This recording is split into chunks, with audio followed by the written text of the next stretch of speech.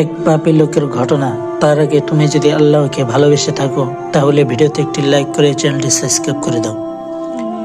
একবার এক ব্যক্তি ছিল খুব পাপী, তার নাম ছিল ইসমাইল। সে এমন কোনো পাপ ছিল না যা সে করত না। চুরি, মিথ্যাবাদী, মানুষের প্রতি অবিচার সবই তার জীবনের একটি অংশ ছিল। কিন্তু একদিন ইসমাইলের জীবনে এক অদ্ভুত ঘটনা ঘটে। এক বৃদ্ধা লোক তার কাছে এসে বলল, ইসমাইল, তুমি কি জানো না তুমি একদিন মারা যাবে? ইসমাইল হেসে হেসে বলল, মরবই যখন, তখন এসব ভেবে লাভ কি? বৃদ্ধা লোকটি তখন বলল, তুমি কি জানো না মৃত্যুর পর তোমাকে তোমার পাপের হিসাব দিতে হবে? ইসমাইল এই কথা শুনে থমকে গেল। তার মনে হলো জীবনে এত পাপ করলেও কেউ কখনো তাকে এভাবে প্রশ্ন করেনি। সে ভাবতে লাগলো, যদি মৃত্যুর পর শাস্তি হয় তাহলে আমি কোথায় দাঁড়াবো?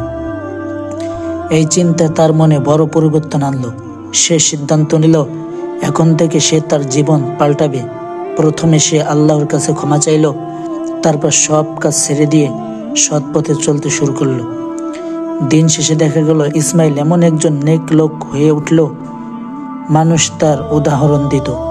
এটি প্রমাণ করে আল্লাহর কাছে ক্ষমা চাইলে এবং নিজের কাজ পরিবর্তন করলে কেউ পাপী থেকে সৎ হতে বাধা দেয় না।